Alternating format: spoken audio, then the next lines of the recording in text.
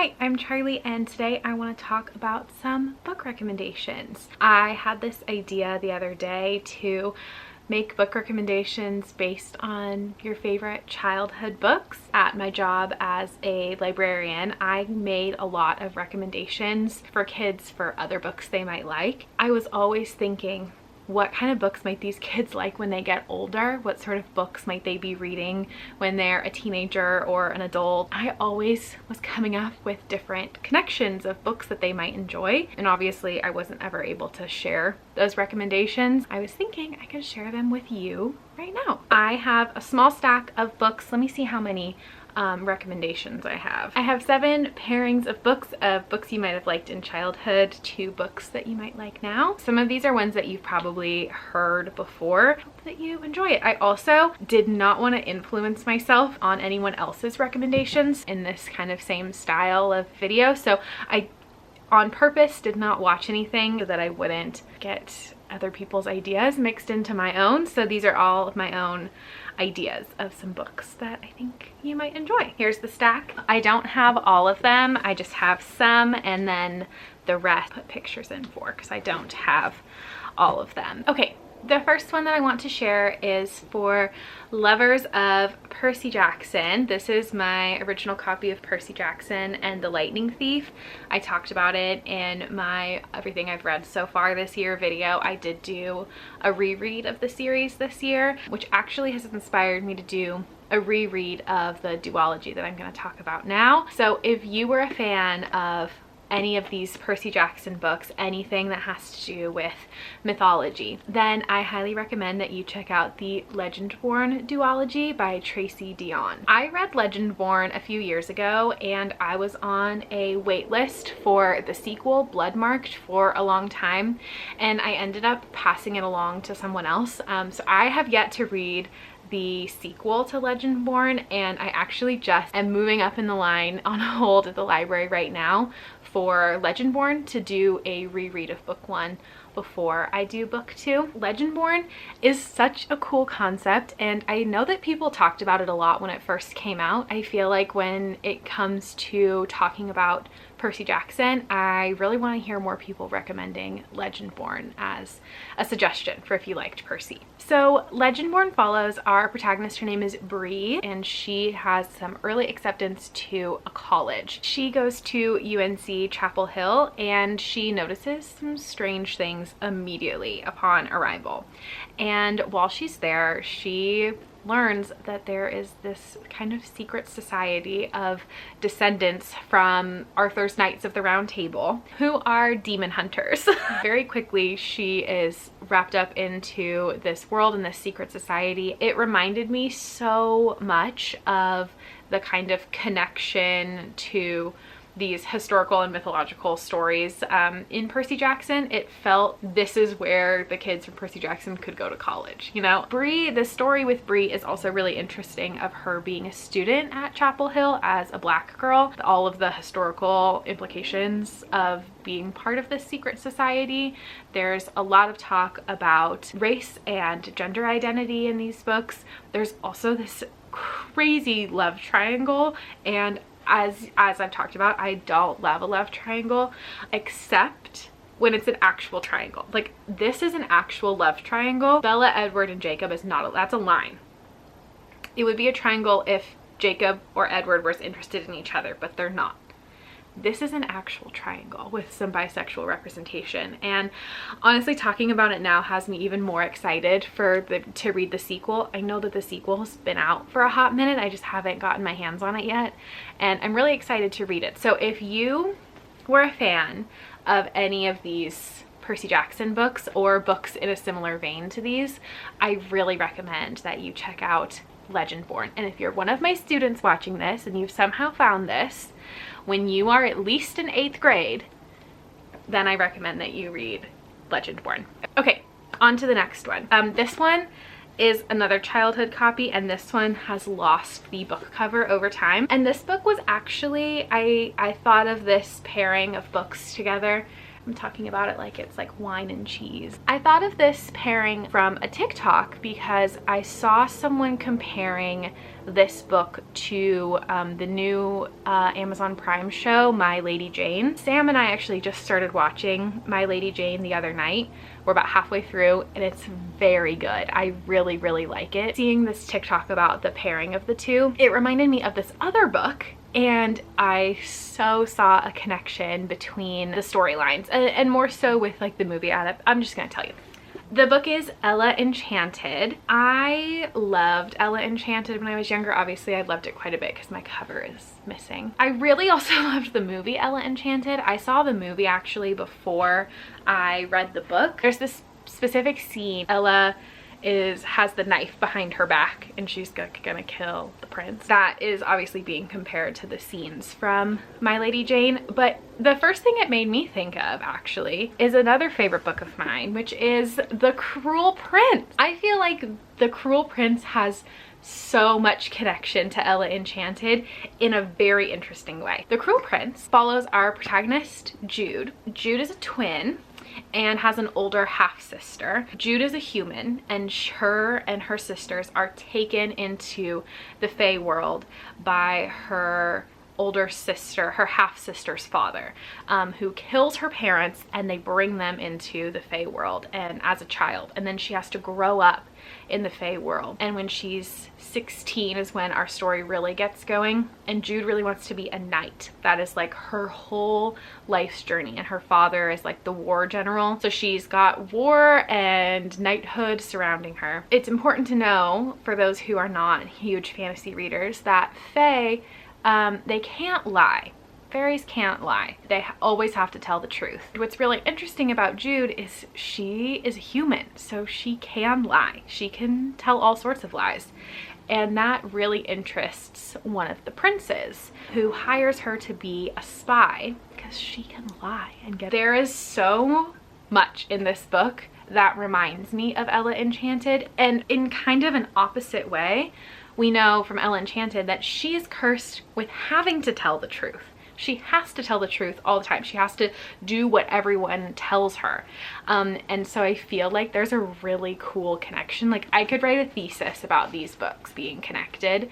So if you're a fan of Ella Enchanted and the fantasy world that goes with it, and you have not read The Cruel Prince yet, I highly recommend that you check out The Cruel Prince. And if you're a fan of The Cruel Prince and want to go back for a childhood read, I think it'd be fun to compare these books and see how my theory holds up.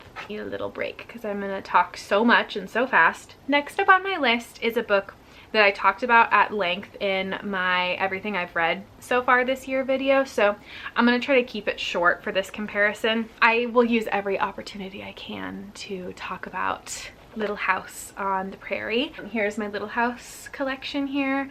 I also have the Pioneer Girl book. I have the craft book too. I really love Little House. I was a big fan of Little House as a kid. We used to like play pretend and like play that we were the characters in Little House. I used to write stories about them. For Christmas this past year, my roommate thrifted this book for me. She found it as my gift, and it's Caroline. This is about the mom from Little House on the Prairie.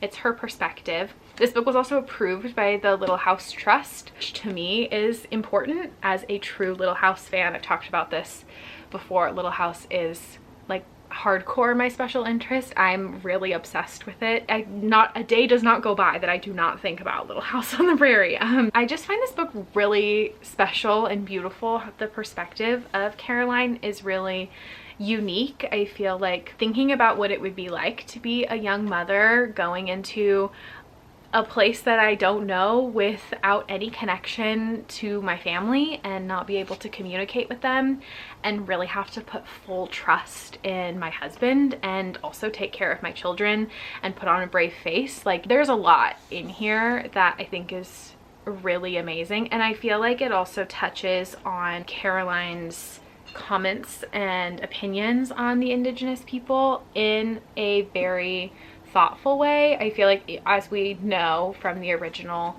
Little House books, Caroline is really terrible and nasty and makes really terrible comments about the Indigenous people that they come across on their journey into the Indigenous people's land, because they're trespassing, which we know. I'm a Little House fan, but I'm definitely like, they are trespassing onto indigenous people's land. Like that was a fact that does not need to be disputed. I feel like this book just really expands on the original books. I mean, it's just Little House grown up. That's really what it is. So if you really love Little House and you're an adult, definitely check this out. This is an 18+ recommendation.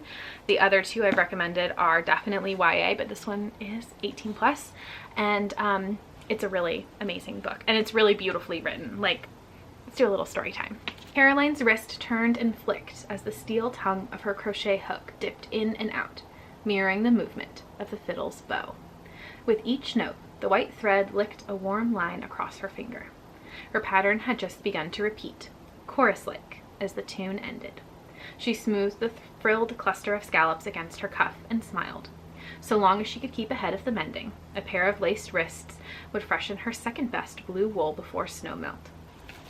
Isn't that just like, I just want to eat the words. I just want to eat them. This is my recommendation. Okay, next on the list. Don't have a copy of the original of the childhood version, and my copy for the grown-up version is loaned to a friend. I talked about one of these in my last video as well, but if you are a fan of either Nancy Drew or Harriet the Spy when you were younger, I think it is a very clear path to a good girl's guide to murder. I talked about this book in my last video because I feel like these Holly Jackson books really just like opened my mind and the possibilities for thriller and mystery. I've really been closed-minded, I feel like, about those genres for a long time, and I really just loved them. I felt like The Good Girl's Guide to Murder was a really accessible way into the genre because it's written with a lot of dialogue, which I love. I love dialogue. It's my favorite part of reading. Not only does it have a lot of dialogue, but it has maps and like transcriptions of interviews and notes and notebook things and journals, and like it's very like tactile book, which I really like. And I feel like people who loved Nancy Drew and Harriet the Spy when they were younger would really, I mean, this is just a clear path to another young detective. I feel like A Good Girl's Guide to Murder is very borderline 18+. I feel like I would have had a hard time reading it when I was younger than that, but there's no spice. It's just that there is a lot of heavy material in it. I'm really excited for the show to come out. I've heard mixed reviews, but I'm still remaining hopeful. So if you are a fan of any of our young detective girlies, check out Pip and her mystery. I feel like you would really enjoy it.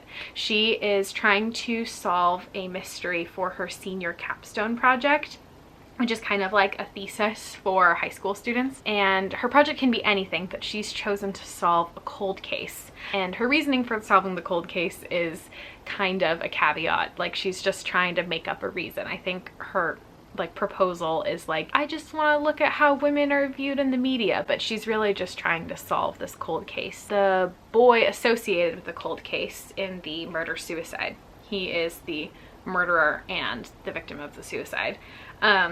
She just doesn't believe that he did it. And it is very cool. This book really captivated me. I'll probably talk about it again because I can't stop talking about it. So that for my mystery recommendation. Let's move on to the next one. My next recommendation is a romance recommendation, and I have a lot of feelings about both of these books. Unfortunately, I don't have copies right now of either of them. So the first book I want to talk about is Flipped. Flipped is a middle grade romance book, and you might remember it from the Flipped movie also if you didn't read the book. The movie was really popular when we were younger, or I was younger. I don't know how old you are.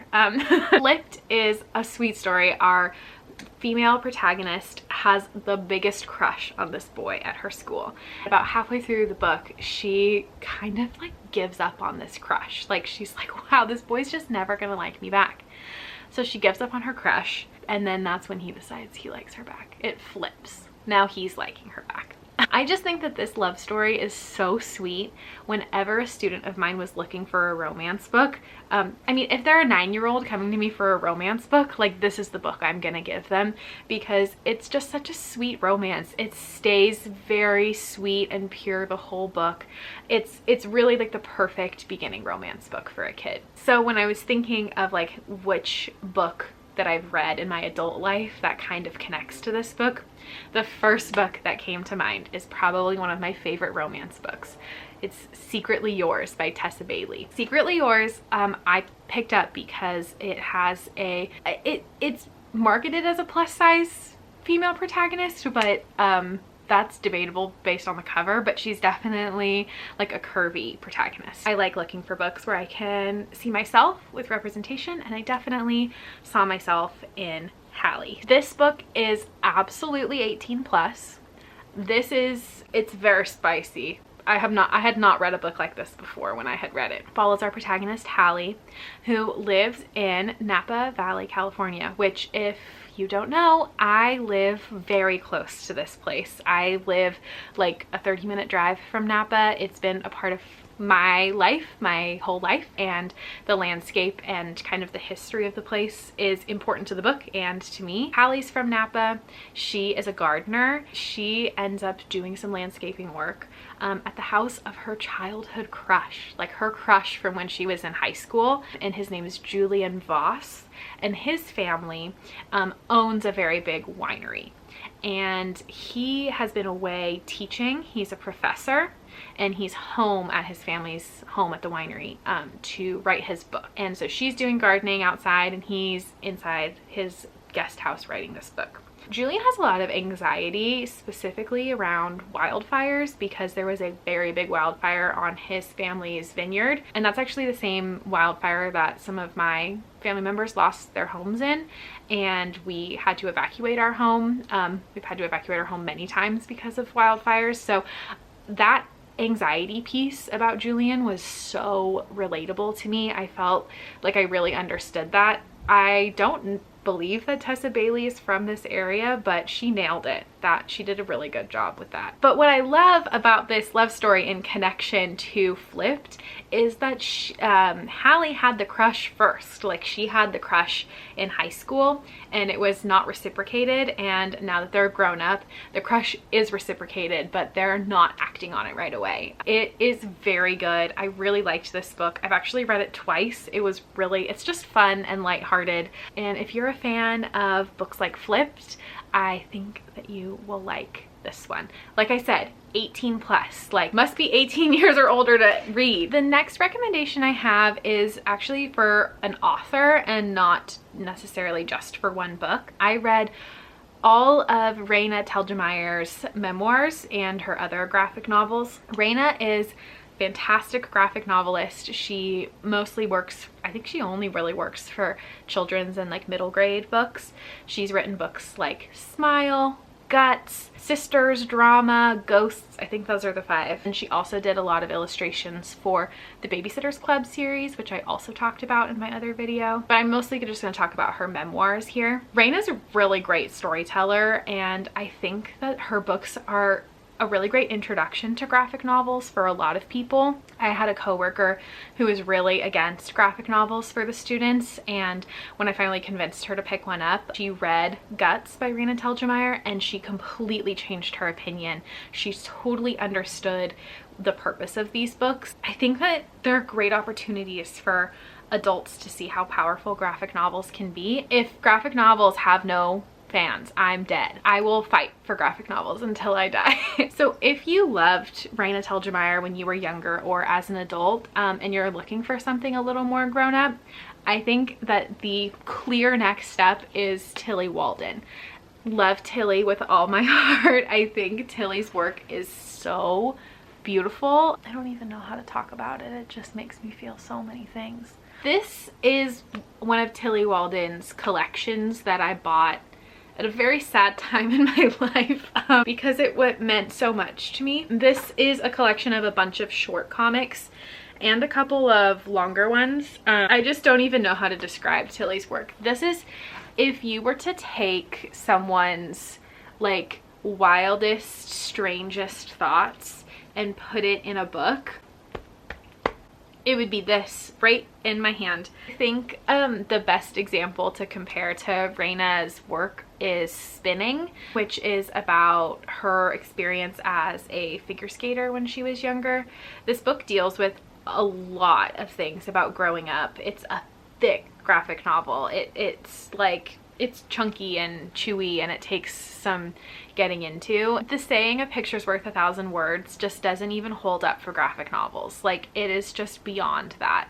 These books have so much depth, and I really urge you to give them a try. Tilly's graphic novels are really special. This, Alone in Space, A City Inside the End of Summer, and I Love This Part, are the ones that really just, like, they go right here and then they like twist it, you know? Tilly's really accessible from the public library if a little apprehensive to start on a graphic novel. You don't have to buy them. They're kind of expensive, so definitely get them from the library if you're feeling apprehensive. But I really love Tilly, so please consider checking her out. My last recommendation is actually a double recommendation. It's like, if you liked these two books when you were younger, try this one. And I just finished reading this book a couple of days ago, and all I could think about when I had finished it is how much it reminded me of these two other pieces of media. So I really love the book Holes, and I talked about Holes in my last video. I also really love Pretty Little Liars. I read a couple of the books when I was in middle school, but I really loved the show. I was a massive fan of the show, and I watched it all through during the pandemic. Friend Alex, who I live with, she's never seen them, so we've been watching through it, and we're on season 2 right now. We're having a great time. But I just finished reading this book, and I could not stop thinking about the similarities from this book to both Holes and Pretty Little Liars, which is such a strange crossover. But if you like either of those, please try The Last Time I Lied by Riley Sager. This is a great Riley Sager book. I talked a lot about Riley in my last video, and this one I think does it best. The Last Time I Lied follows our protagonist, whose name is Emma. It starts off when she's 13 at summer camp, and the 3 other girls in her cabin, who are all 16, they're much older than her. These 3 girls, all one night, they go missing. Cuts to 15 years later, and she is a successful artist, and all she can do is paint pictures of the 3 girls who went missing. It's the only thing she's ever been able to make, and she's kind of needing to move on as an artist with her career. At the same time, the camp director of the summer camp, the camp has been closed for 15 years. The camp director wants to reopen after 15 years and invites Emma to come back as an artist to teach the kids at camp. So partially for closure, so she can move on as an artist, and partially because she wants to find out what happened to these 3 girls that she shared a cabin with, she goes back to camp. And the whole time she's there, she is investigating to find out what happened to them.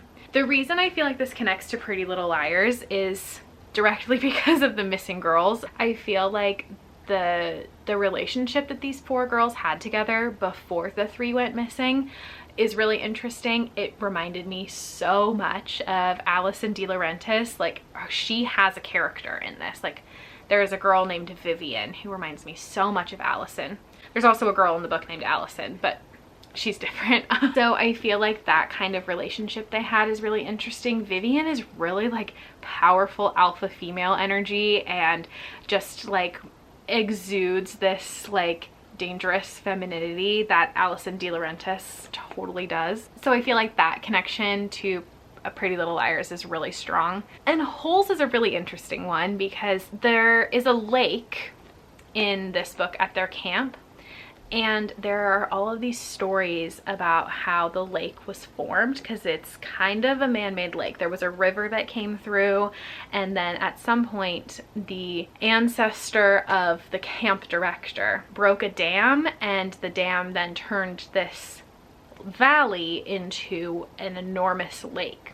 But there are these scary stories that the campers tell each other about there being like a hospital that was where the lake is now, and that there must be buildings underwater, and that the camp director's family killed everybody that was in the valley. And so there's all these like mysterious beginnings of this lake, which is fascinating to me because in Holes, it's the opposite. Camp Green Lake was once a lake and has since dried up. And there are all these mysteries of what the lake once was, right? And so I feel like they're connected in that way. We hear bits and pieces of history, both in this book and in Holes, that kind of fill in the holes, right? If you like Pretty Little Liars or Holes, it might seem like an unconventional direction from Holes and Pretty Little Liars to this, but I really liked it. Out of all of the Riley Sager books I've read, which I've actually read all of them now, this is I feel like the least gruesome. I feel like after reading like Final Girls, this feels really tame. It's still scary, and I would say 18 plus. It's definitely like an adult book. It's not quite as gruesome as some of his others, which I am grateful for. I needed a little break from the gore. So I really liked this book, by the way, too. I think I gave it a 4.5 out of 5 stars, which is pretty good. So those were my recommendations for books that you liked when you were younger to books that you might like now. I'd love to do another video like this if you enjoyed it. Let me know some of your favorite childhood books, and I will try to find some equivalents in books that are good for teens and adults. Like I said, if you're one of my students who found this video, no you didn't. Wait until you're older to read these books. Thank you so much for watching. I'm so enjoying making book videos, and I'm really grateful that people are enjoying watching them. So thank you for watching, and I will see you in the next one. Bye!